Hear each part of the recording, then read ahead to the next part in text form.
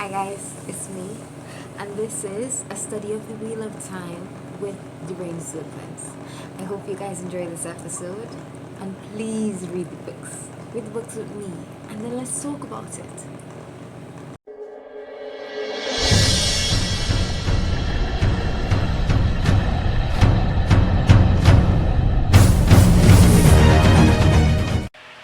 So guys, remember in chapter 5 and chapter 7 where it is I was like, hey, things are about to happen, all you don't even know. The glue about to stick, things are about to go down. All you do. I was so wrong. This here, chapter 8, and it just gets better and better and better. Every chapter, I will think more crap going down than the chapter before. Because you know why? Because Robert Jordan is a person who made a series that just went up and up and up and up over time. He had no space to stop or slack or slow down. This man, you guys, this man, read the books, read the series. How long ago ask all you, telling all you. So anyways, at the end of chapter 7, Rand had gone for Lan and Moraine because Nynaeve couldn't heal Tam, right? So they were heading to the inn. Now chapter 8 we begin, and as they have gotten to the inn, they've gotten to the room with Tam. In the room is Tam, Tom, and Bran, right? So you know how Tom, remember when he was doing his performance and he completely stopped because he spotted Moraine in the crowd? It's kind of like the same thing. He makes up an excuse and he leaves as soon as he sees her. So like Lan is like, I don't really like that man, and I didn't see him last night. Now Rand feeling like he doesn't care about any of these things. Moraine needs to be healing Tam en este momento, por favor. No. Right? So that happens where it is like she sends Bran out of the room. He doesn't like being ordered wrong in his own inn. But this is Aes Sedai, right? You're not looking for that speed. You're not looking to get one angry. So he leaves. Because Rand asks to stay. And his theme song is He's My Father. And it's like, he says it in his head in such defiance, you would think that somebody other than Tam insinuated that he wasn't his father. Like, Rand, calm. Like, nobody disputing that, babe. Right? So his theme song is He's My Father. So he begs to stay. And Moraine is like, alright, you stay, you and Lan go over there. I have work to do. And only can't be distracting me. Alright? So he's watching her. He goes on the bench with Lan and he's watching her intently. Because in the stories, Aes Sedai, when it is they're doing the Aes Sedai works, it's have all this lightning and thunder and like just like TV series. As I liken what it is he said to TV series and books, and him talking about Aes Sedai or what it is he heard, which tells you that people just talk shit. Because she just lay a hand on Tam and she just silently trying to do her thing. On TV, they have to show you all the sparks and it blows off and all of that. And that's why it is I like books better. There's no way that it is I can get more information from the television than a book.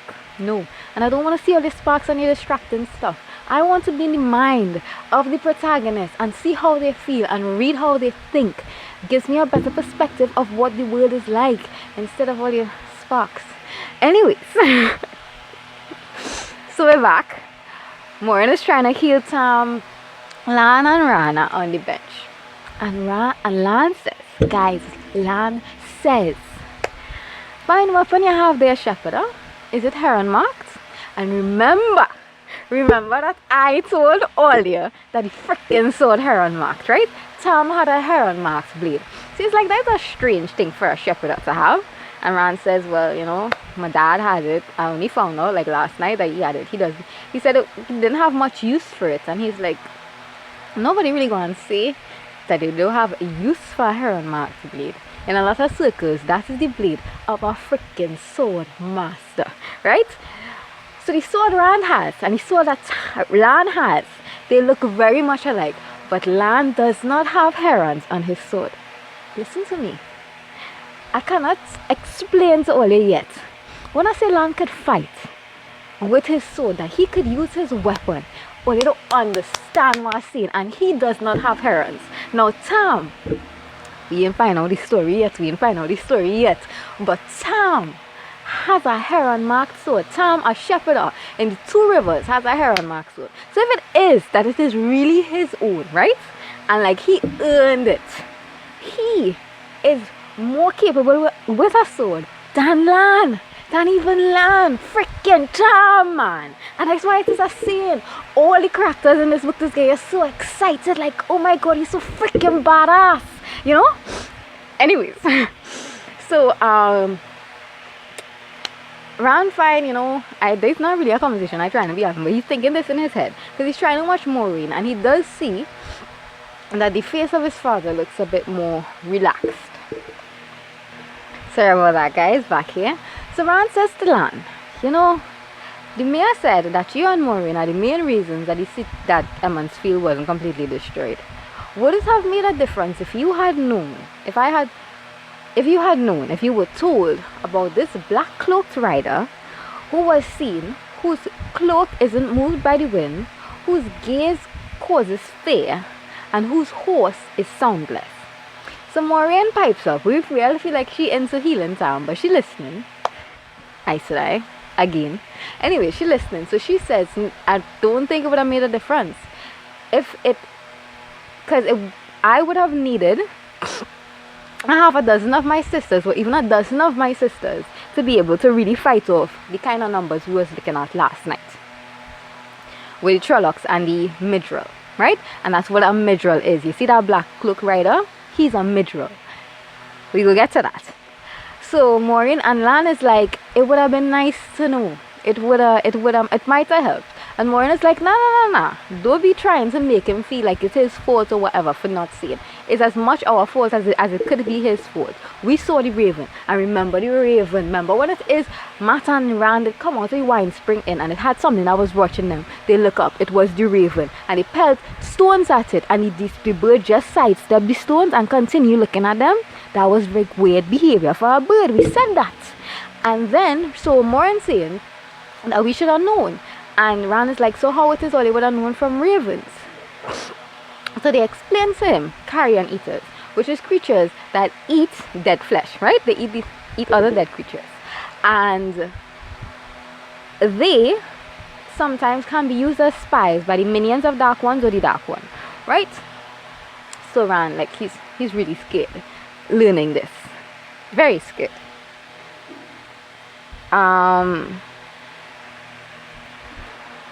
Back here with you, I'm sorry. So Rand notes that Tam looks better. And he's like, oh my god, thank you, Aes Sedai. He's singing her theme song. Thanks, Aes Sedai. But Moraine says, I didn't heal him completely. I ease his pain, but he's not completely healed. Because the weapon that wounded him was from the Trolloc. And Trolloc weapons are made in Thakanda. I think that's a cool word. Yeah? Thakanda. So Thakanda is in the Valley of Shalagal, and Shalagal is the place that the Dark One himself is imprisoned, right? That is where Lewis Theron tried to seal the boar. It was there, and it's evil around there. Like it's evil, right? And so, right, tainted, but right. When it is like a weapon from Thakanda wounds somebody, it's the evil that is in the weapon sometimes taints them. It taints them, and the longer it is given to fester, the harder it is to heal, right? So she's like, I've healed him. I mean, I've taken away his pain, but I'm going to have to remove the infestation. It has been given a while to fester, because remember, Ran had to take some time to get him from the farm to Emond's Field, then to try it again to 90, then to finally try out Moraine. So it's been a while. So Ran is completely on board with the plan, completely healing Tam. Yes, yeah. That's what I want. And he loves his father so much, guys, so much. And I say this, and I keep on saying this, because it explains why I am sad. If it is you read with me and you continue to read, you will see how sad this is. Anyways, so Moraine whips out an angry owl. An angry owl, guys. And an angry owl is something that is a channeler could use to channel more of the one power, right? So that's what she whips out, and she tries, because she's really tired. she's been channeling since last night when it is the Trollocs attack. Channeling. So she whips out the Angreal. She uses the Angreal to help her heal Tam, right? She kneels down beside him and going again. So Lan and Rand come back to the conversation, and he was telling him that he was really afraid when it is the murderer looked at him. And Lan says that, you shouldn't be ashamed of that. Even in the borderlands, with people who are veteran soldiers, they still get afraid. People say that the look of the eyeless is fear. So Lan is like, eyeless? And he's like, yeah, murderers don't have eyes, but they could still see. That's creepy as hell, guys. Creepy as hell. Anyways, so they continue on, and he was like, the Trolloc that came to my home told me that the murderer wanted to talk to me. But get this, because Lan was like, what? When did the Trolloc talk to you? He was like, well, we didn't really talk, but he talked to me, and he said that the murderer just wanted to talk, and he said all of that before he attacked me. Now Lan is so surprised because Trollocs don't speak human speech, guys. They don't. So like Nag was, he was really a one-of-a-kind Trolloc. You had to give him his little props. He learned a little words in human lingo. So, and then he tells him about how it is like, it wasn't that he really killed him. He just had his sword out, and Nag jumped him. Lan and Moraine are like still giving him his props, and they're pretty impressed because, like, I'm telling you, remember how it is like I explained what it is a Trolloc looks like to you? A Trolloc is huge. Trolloc is very big. Two men standing on top of each other and wide, and with ram's horns and hair on their bodies and muzzles and snouts. It's a lot. People don't usually survive that.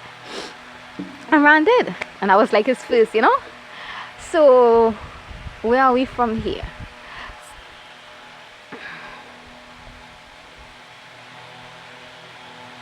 Right. Moraine heals Tam. She has all. Alright, guys, back here again. Don't get mad at me. So, where were we? Moraine has finally healed Tam. Tam is healed. Tam good. You understand me? I love the man in the series, I love all, like, every time it is we meet a man in the series, 10 out of 10 chance, I'm going to love him. So Tam is saved. He survives, but he's sleeping, and she's like, he'll need rest. He's gonna need a lot of rest. And Rand is like, oh my god, thank you so much. What can I do for you? Just like he said before. And she says, there's nothing that I want, but we will have to talk. But we'll probably have lots of time to talk when we leave. Skirks! Leave where?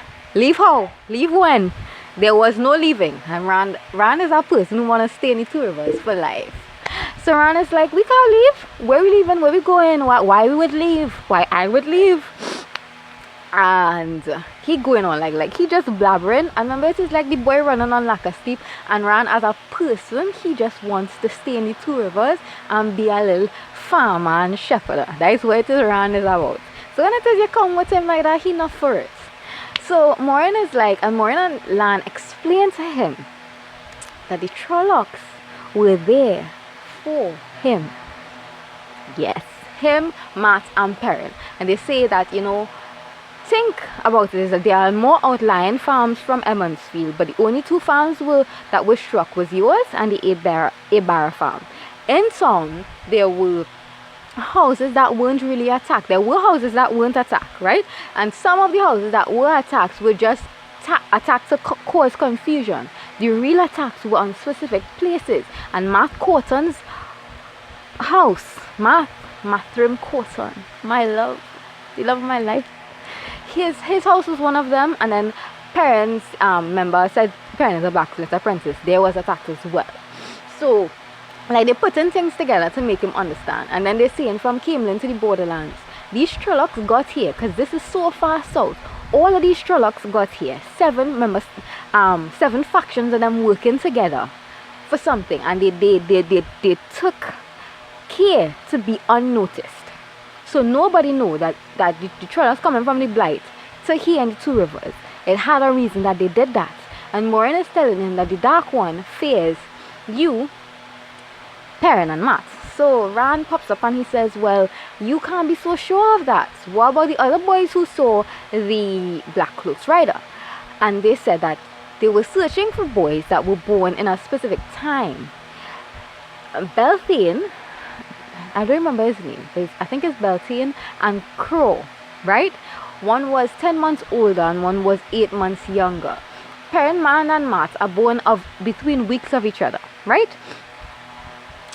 So Rand's still singing his theme song of, no, it can't be me, I'm a shepherd. Why would the Dark One want me? What would be the farmers and shepherders be able to do against the Dark One? I don't believe this, right? And they, oh my god, this video gonna be long, but bear with me, guys.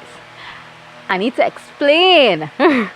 So then it is Lan says, are you willing to bet your entire 2 rivers on it? They might come back. They might come back full if it is all you stay here. And are you willing to bet the entire 2 rivers on it? And Rand thinks about it. And Rand is a selfless. He's a sweet, sweet boy, you know. He's sweet. He thinks, you know, he loves his people. He loves his place. He loves his home. And even as much as it is he don't want to leave, he can't, even by mistake, have it be that they're chasing him. And they come there again to find him. And the Emond's Field gets destroyed. So he says, alright, you know what? I will go with Olia. Yeah. Now Rand says that he could go to Camelin. Like, it'd have a lot of people there. Much more people than the 2 rivers. And he could try to hide. And Moraine puts in her little manipulative Aes Sedai fashion. Because that's what they like. That is exactly what they like.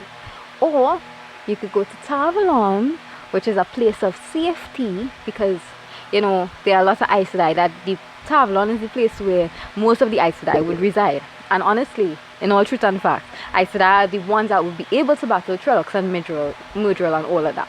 Like, it would be a safe haven. They like, it's power. The channelers are the one true source. They're powerful. And the Aes Sedai from the Asian legends were even more powerful. Anyways, so, and she's not wrong. She's not wrong to say that, but she manipulated because from the beginning, that she knew that was the outcome that she wanted. And she just laying down the groundwork, just laying it down, smooth. I cannot stand her. Anyways, so what really pissed me off here, and what cemented the fact that I don't like Moraine, I don't like her hair on her head, I don't like them, Aes Sedai as people, what cemented that fact is that it is you going to come to our village, because she told Rand, it's possible as it is that they will not be able to tell Tam, right? To tell Tam that is he leaving because Tam mightn't wake up in time. And then he shouldn't tell any of the villagers because the Congas and the couplings, remember, the people who try to route her and land out to the inn, they might make trouble. And all of that could be true. But the fact is, you as an adult, you're an adult. This is a 19-year-old. And I come from Trinidad, where it is you become an adult at 18. So Rand is an adult too. But still, you would convince somebody, right? You would kidnap these children. You would take them where it is like nobody knows where they have gone. No protection, nothing, and convince them to go without telling anybody. That does sound kind of like abusive. It does sound like a little bit off Tolia, like narcissistic. Like you're trying to remove these people from this stronghold, and maybe that is not what she was doing. But the fact that it is like she didn't want anybody to know, and she didn't see it fit to let anybody know, to tell anybody. Tam is Tam. He wouldn't understand that Rand had to go. But instead, you use deception, manipulation. You tell this child that it is we need to leave. And I'm not sure. I have a feeling that people should always have autonomy, right? And I also feel like if it is, you shouldn't try to pick at people who are vulnerable. And in that situation, it was Mat, Rand, and Perrin that she looking to take. She couldn't tell nobody. This is what I looking to do. And I decided to do that up and down. Kidnap people. Like they don't want to go. And I decided to be like, well, we had to go. We have to do this. And there's this bully her. That is what it is today. This bully her. And I cannot stand it. I just want everybody, like more so children. If it is like somebody telling you that they need you to do something you don't want to do, and I can't tell anybody that this is what it is you're doing, stay away from that person. Stay far. Even as adults, Because they always say that the first aspect of a narcissist or somebody who wants to be abusive to you is to remove you from your stronghold, to remove you from the people who love you and want to protect you so that they could do whatever the hell they want to you. Alright.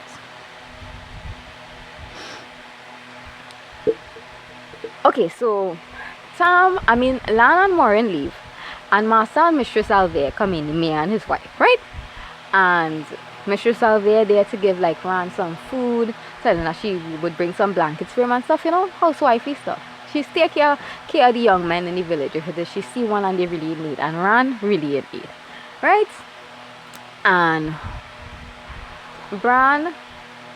Rand asks Bran just to, because Rand is a smart man. I love the little smarts that are seeing Rand. Because so he asks Bran, he wants to try to confirm the story that Lan and Moraine give him. So he asks, and it is confirmed that what it is they said is true. The places that were attacked. You understand? And therefore, lends more credibility to what they say, and maybe it is like he really does need to leave because maybe these people really do want him. So finally, when it is Master, the man and his wife leave, he's alone with his father and he's singing the theme song again. Tam is my father, my father. Nobody disputing that, babe. If he's your father, he's your father, okay. But yeah, he's singing that theme song again. And he's trying to keep an all-night vigil because as soon as Tam wakes up, he needs to tell him what it is he's doing. And I freaking respect that. I respect that. That don't let anybody tell you that the people that it is you most trust, you can't tell them about a certain thing. He decides that it is his father and he's going to tell him what is going on, and he's maybe going to leave, but he's going to find out advice.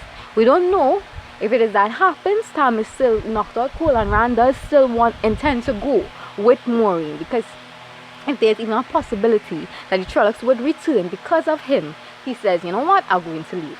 But he still wants to talk to Tam, you understand? He still wants to explain to him, get advice from him, and just realize that know what's going on. And anybody should be like that. Don't let nobody clung you and tell you can't tell nobody and we have to leave now. That is kidnapping. And you don't know the intentions of that person. Sorry guys, I was a bit heated. I got a bit heated there. So that was the end of chapter 8. I'll be back with chapter 9. Alright, and guys, just read the books with me. Read the books with me and talk to me. Bye.